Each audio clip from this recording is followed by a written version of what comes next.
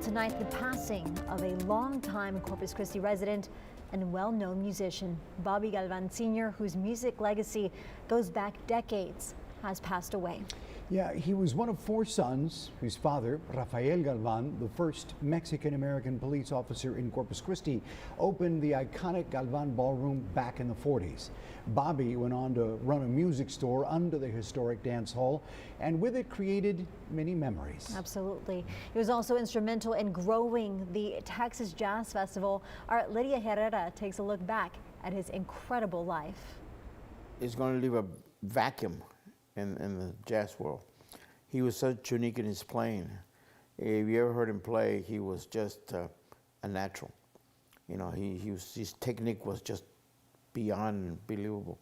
Longtime musician Ram Chavez says Robert Sr. impacted his life in many ways.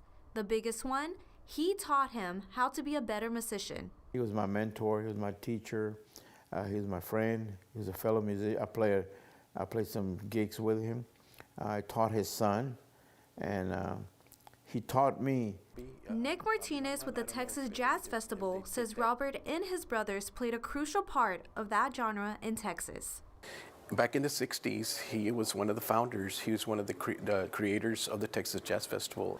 They created something that would come to the community, and they could play. It had somewhere to play because they had nowhere to play at the time. Bobby Galvan Jr. says his father wasn't just an incredible musician.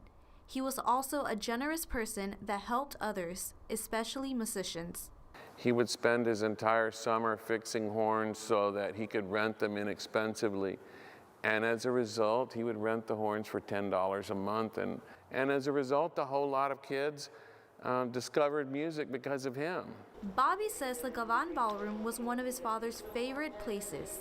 From being the first integrated dance hall in Texas, the ballroom was a special place for Robert, especially since it gave many artists a place to perform. Many great musicians played here, like Duke Ellington and Gene Krupa and Tommy Dorsey.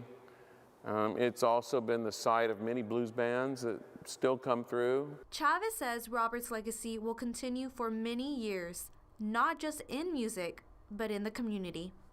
He was a businessman, but he was also a kind-hearted person. And he was like that till the day he died. Lydia Herrera, 3 News.